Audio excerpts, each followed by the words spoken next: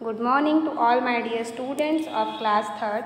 Today I am here to teach you the subject social study. So let's continue the chapter number 5, Achievers and Explorers. Achiever means जिन्होंने कुछ उपलब्धियां हासिल की हैं और explorer means कोई खोज जिन्होंने किसी भी चीज़ की खोज की है।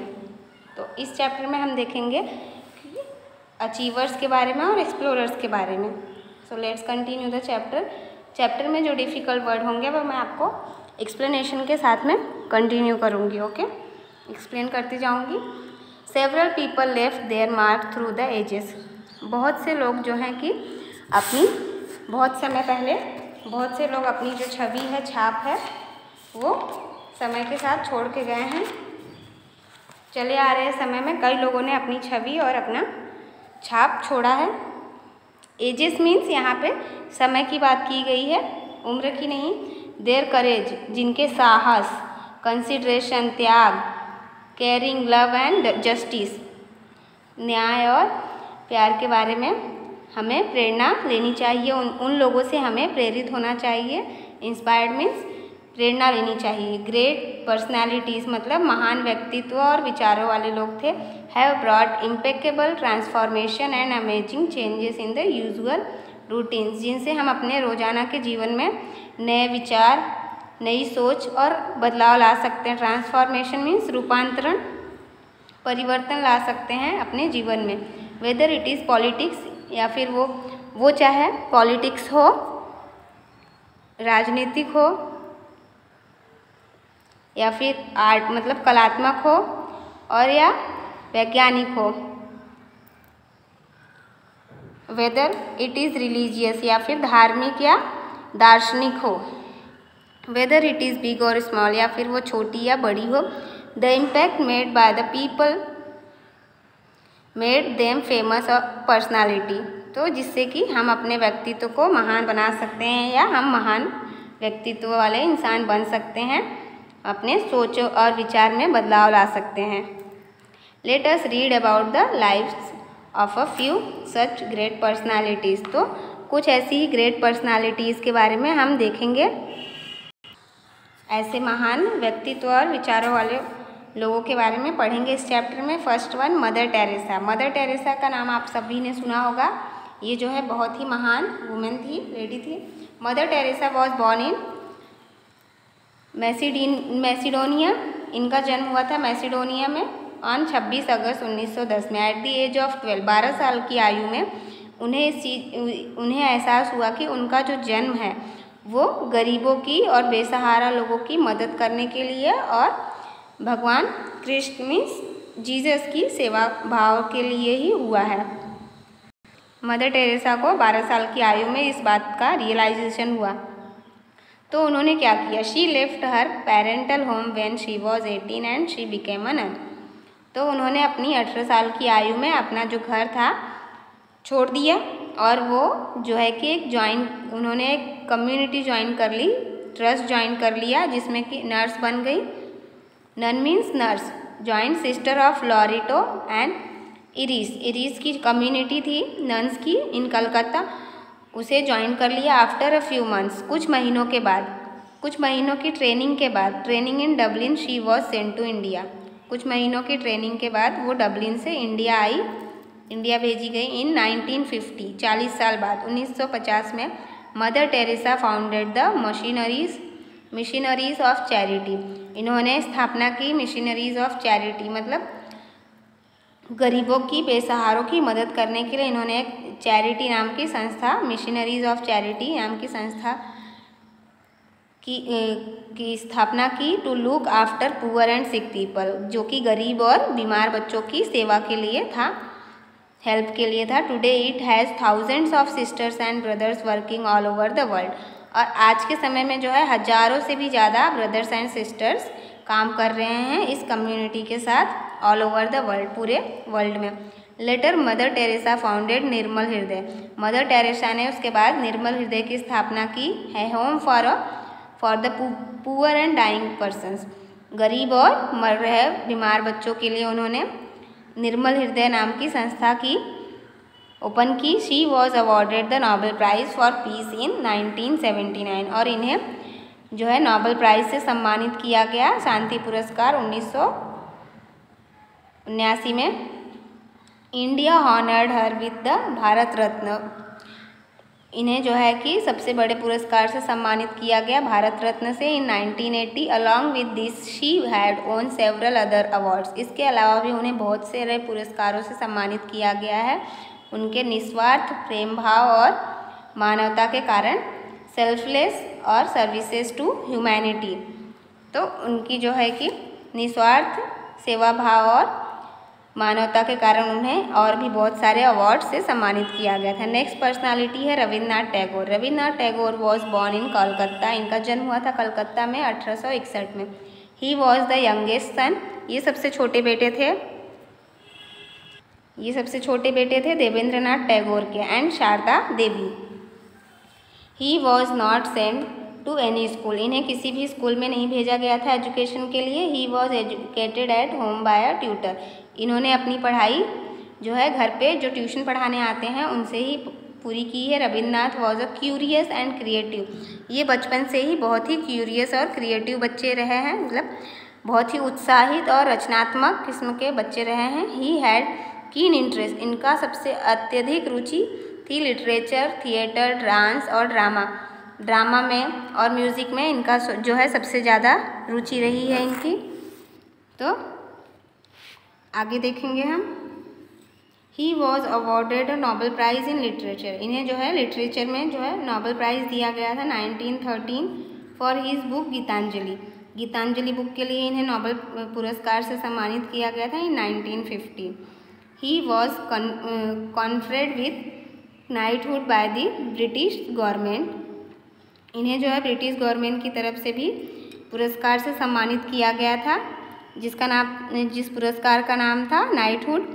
ही रिटर्न दिस टाइटल इन 1990, इन्होंने ये पुरस्कार वापस कर दिया था ब्रिटिश गवर्नमेंट को इन condemnation of the Jallianwala Bagh मैसकर। इन्होंने ये पुरस्कार वापस कर दिया था ब्रिटिश गवर्नमेंट को क्योंकि जलियांवाला बाग जो हत्याकांड हुआ था उस समय पंजाब लाहौर में, वो बहुत ही भयानक हत्याकांड था जिसके चलते उन्होंने ब्रिटिश गवर्नमेंट को उनकी दी हुई उपलब्धि, पुरस्कार, सम्मान वापस कर दिया था। जलियांवाला बाग का पूरा कांड ये ब्रिटिश गवर्नमेंट के चलते हुआ था। जनरल डायर नाम का एक ब्रिटिश था जिसने गोलाबारी कर दी थी जलियांवाला बाग पे और बहुत से बेकसूर इंडियंस मारे गए थे। जनगण मन और national anthem was composed bye Rabindranath Tagore, हमारा जो जनगण मन एंथम है वो भी कंपोज किया गया रविन्द्रनाथ टैगोर जी ने। ही फाउंडेड अ स्कूल, इन्होंने एक स्कूल की स्थापना की थी जिसका नाम था Shanti Niketan in West Bengal, which is now famous as Vishwa Bharati university, जो कि इस समय बहुत ही फेमस हो गया है विश्व भारतीय यूनिवर्सिटी के नाम से। ही वॉज कॉल्ड अफेक्शनेटली गुरुदेव, इन्हें लोग प्यार से गुरुदेव नाम से जानते थे। He last breathed on 7 August 1941 living his thoughts and ideas for all to follow, इन्होंने अपनी आखिरी सांसें जो है 17 अगस्त 1941 में ली थी और उसके बाद जो है वो इस दुनिया को छोड़ के चले गए और इनके थॉट्स, विचार और आइडियाज़ आज भी लोग फॉलो करते हैं महानता को। नेक्स्ट पर्सनालिटी है Swami Vivekananda.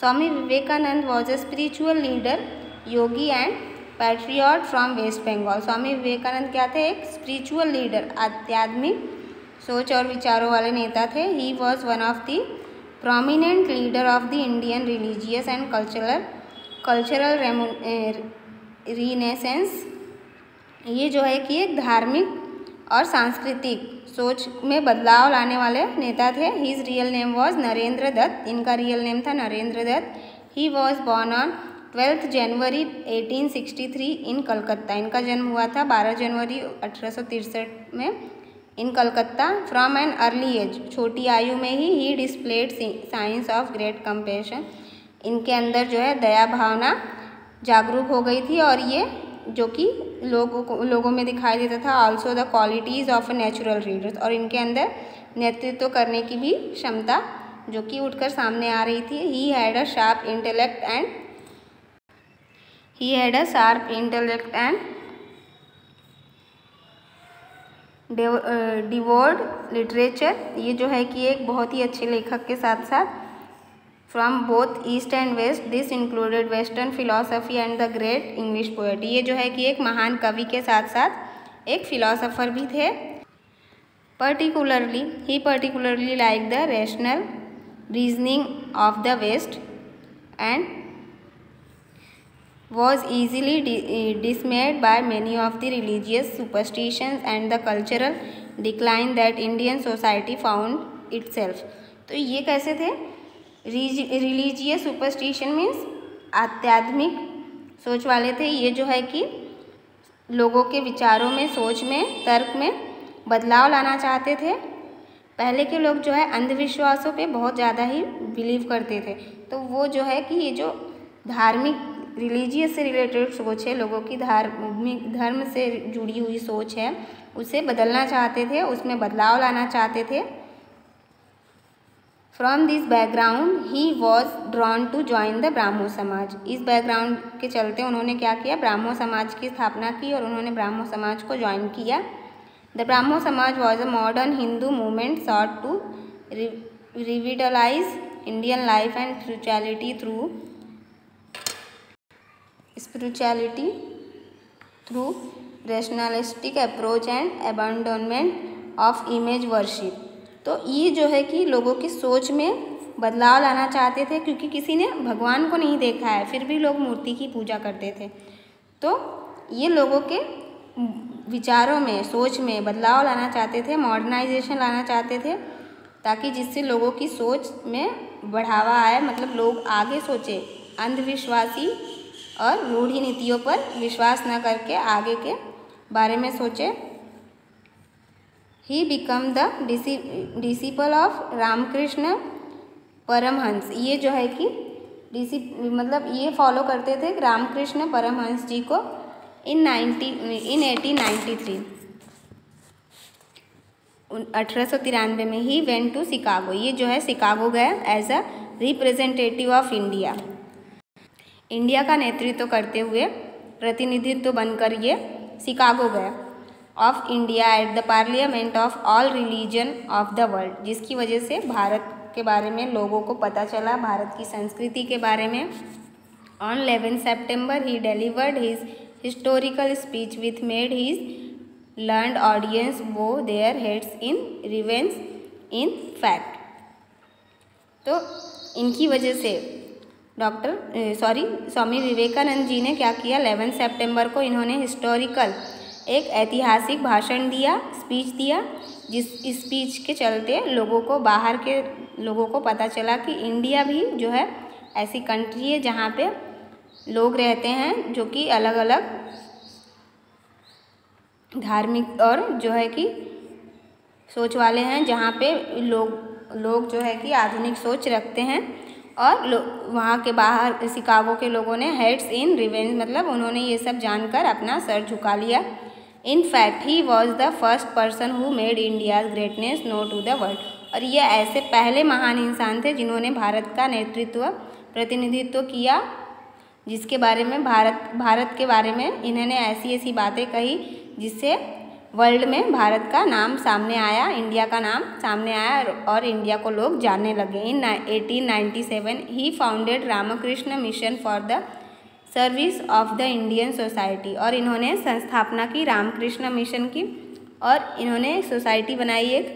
Vivekananda showed a new path to the younger generation. तो जो स्वामी विवेकानंद थे, इन्होंने एक नई राह दिखाई यंगर जनरेशन को through his book like yoga, अपनी किताब योगा के, राजयोगा एंड योगा के through, and Jnana yoga Swami Vivekananda memorial build at Kanyakumari. तो स्वामी विवेकानंद जी का एक मेमोरियल स्थापना की गई है कन्याकुमारी में। टेल्स अस इवन टुडे, आज भी लोग वहाँ पर वो स्मारक बनाया गया है। The story of the greatness of Vivekananda ji के बारे में वहाँ पे आज भी लोग स्टोरी बताते हैं और उन्हें बहुत ही ज़्यादा मानते हैं। नेक्स्ट पर्सनालिटी है Marco Polo. Marco Polo was a merchant and explorer who traveled throughout the far east and China for much of his life. Merchant means व्यापारी, ठीक है। मार्को पोलो जो है कि एक बहुत ही बड़ा ट्रैवलर था। ट्रैवलर मीन्स यात्री था, और मर्चेंट भी था। मर्चेंट मीन्स व्यापारी। For east and China for much of his life, जो कि China. Marco Polo was born around 1215 into a wealthy Venetian merchant family. Marco Polo जो था वो बहुत ही वेल्दी फैमिली से था, मतलब बहुत ही रिच फैमिली से था। और जो है हिज फादर, इसके जो पिताजी थे, Niccolo, and his uncle Maffeo, एक संपन्न परिवार से था Marco Polo. Were successful jewels merchant, और इसके जो फादर थे निकोलो एंड मफेलो, अंकल और फादर, जो कि बहुत ही प्रसिद्ध सफल रत्नों के व्यापारी थे। Much of Marcos childhood was spend in Asia, और जो मार्को पोलो थे इनका जो बचपन है वो कहाँ व्यतीत हुआ था? एशिया में। Marcos mother died when he was young, इनकी माँ खत्म हो गई थी जब ये बहुत ही छोटे थे, इनकी माँ की मृत्यु हो गई थी। Therefore young Marco was primarily raised bye extended family, तो इनकी माँ के गुजर जाने के बाद मार्को जी जो है कि एक्सटेंडेड फैमिली में रहे हैं एक। Marco first left for China, इन्होंने सबसे पहले चाइना गए। When he was 17 years old, जब ये 17 साल की आयु के थे। He travelled there with his father and uncle, ये अपने परिवार के साथ गए थे, अपने पिताजी और अपने चाचा जी के साथ यात्रा की थी इन्होंने। His father and uncle had met the Mongol emperor Kublai Khan, तो इन्होंने किससे इनकी मुलाकात हुई थी? वहाँ के जो है कि शासक से। वहाँ का उस समय का शासक था Mongol emperor Kublai Khan. During their first trip to China and had told him they would return, पहली जर्नी में मार्को ने ये डिसाइड कर लिया था कि वो वापस से लौटकर इस ट्रिप पर जरूर आएगा। Kublai was leader over all of China at the time, उस समय जो है कुबलाई वहाँ का नेता था, शासक था चाइना का उस टाइम पर। Marco Polo's main achievement was his journey on the silk road with his father in 1271, तो मार्को पोलो की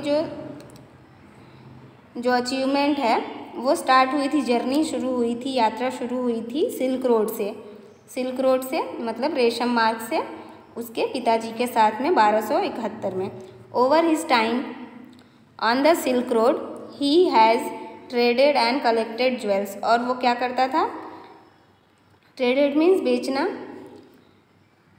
और collected jewels means jewelleries, silk and ivories. Ivories means जो है कि वो सिल्क रेशम का व्यापार करता था, उसके अलावा वो ज्वेलरीज का भी व्यापार करता था, और इवरी मीन्स हाथियों के दांत से जो बनाए हुए चीज़ें हैं उनका भी व्यापार करता था। He spread China's creativity in the house of coal, money and compass to improve future exploration. Marco Polo ने क्या किया था? क्रिएटिविटी, यूज़ ऑफ कोल, उसने इस कोल और मनी और कंपास का इस्तेमाल करके इम्प्रूव किया था क्या? कि एक्सप्लोरेशन, मतलब वहाँ के लोगों को एक्सप्लोरेशन किया। Marco Polo's biography written while they were in prison together, जब वो जेल में था तब उसकी बायोग्राफी लिखी गई, मतलब आत्मकथा लिखी गई। Wrote Marco Polo's journey, and next page पे जाएंगे, हम देखेंगे कि मार्को पोलो की जर्नी जो थी, यात्रा जो थी, वो किसने बायोग्राफी किसने लिखी है, एक्सपीरियंस, और उनका जो भी एक्सपीरियंस रहा था वो। This made Marco Polo famous for his engagements through China and Central Asia, तो जो मार्को पोलो था उसने व्यापार के जरिए जो है कि शिपिंग व्यापार के जरिए उसने अपने व्यापार के जरिए चाइना और सेंट्रल एशिया को जोड़ा था। ही ब्रॉड बैक मेनी इन्फॉर्मेशन, उसने जो है कि ऐसी बहुत सी जानकारी इकट्ठा की थी और सामान इकट्ठा किया था। गुड्स मीन सामान, अबाउट चाइना, चाइना के बारे में। This way very helpful for the Europeans because in those days, उस समय जो है कि ये बहुत ही मददगार था किसके लिए? यूरोपियंस के लिए। No one knew about Marco Polo and China, तो उस समय लोग सिर्फ यूरोपियन लोग जो थे वो चाइना के बारे में कुछ नहीं जानते थे। तो मार्को पोलो ने क्या की, बहुत सी जानकारी ऐसी हासिल की जिससे यूरोपियंस को चाइना के बारे में पता चला। Marco Polo open Europeans eyes, Marco Polo ने क्या की, यूरोपियंस की आंखें खोल दी that they could trade more things with the far east, कि वो लोग सौदा करना, ट्रेड मीन सौदा करना, तो वो बहुत सी चीज़ें अपना व्यापार कर सकते हैं, सौदा कर सकते हैं। कहाँ जा कर के, पूर्व दिशा में बसे देशों में और प्रांतों में। यूरोपियंस जो थे वो जानते नहीं थे कि यूरोप के अलावा भी कोई और अलग जो है कि प्रांत है, देश है, जिसमें जाके वो ट्रेड कर सकते हैं। तो मार्को पोलो ने उनकी आंखें खोल दी और जिससे कि यूरोपियंस को पता चला कि चाइना भी करके कोई देश है, प्रांत है, जहाँ पे वो जाके ट्रेडिंग कर सकते हैं, अपना बिजनेस एक्सपांड कर सकते हैं। तो नेक्स्ट पर्सनालिटी है Vasco the gamma. Vasco the gamma was born in a small coastal town. Marco the gamma जो है एक कोस्टल टाउन, छोटे से कस्बे के थे, in Portugal's named since his father was knight. उनके जो पिताजी थे ये एक बहुत ही कुशल योद्धा थे, एन एक्सप्लोरर, खोजकर्ता भी थे। He followed in his father's foot step. इन्होंने अपने पिताजी के सिखाए हुए, इन्होंने अपने पिताजी से जो भी सीखा था अपने पिताजी से सीखा था। And soon commanded ship in the king's name. इन्होंने जो भी सीखा था अपने पिताजी से सीखा था और ये जो है कि जल्दी एक कमांड बन गए थे, कमांडर शिप पर किंग के नाम से। In 1497 he was appointed to command an expedition equipped by the Portuguese government. और इन्हें जल्द ही अपॉइंट किया गया एक कमांडर के रूप में किसी खोज पर। पोर्टुगीज गवर्नमेंट ने इन्हें किसी खोज के लिए सिलेक्ट किया था और भेजा गया इन्हें। Whose intention was to found a maritime, जिनका इंटेंशन था कि maritime route to the east, जिन्हें किसी खोज पर भेजा गया। In May 1498 his voyage launched at the all water route from Europe to Asia at Calicut. तो इन्हें एक ऐसे मिशन पे भेजा गया जिसका नाम था voyage launched all water route, जो कि पूरी तरह से पानी के अंदर था और जो कि कालीकत में ख़त्म होता है। और ये जो कालीकत था वो इंडिया में था। इंडिया में आकर के इनका ये जो व्याग था वो ख़त्म होता है। तो ये था वास्को द गामा के बारे में। चैप्टर ओवर हो गया है। अब हम एक्सरसाइज पार्ट देखेंगे। A, tick the correct option. First, mother Teresa was born in dash on 26 August 1910, Calcutta, Macedonia, Dublin. The correct answer is Macedonia. Next page पे जाएंगे। Thank you for today's class. Exercise part हम next video में continue करेंगे। Have a great day guys.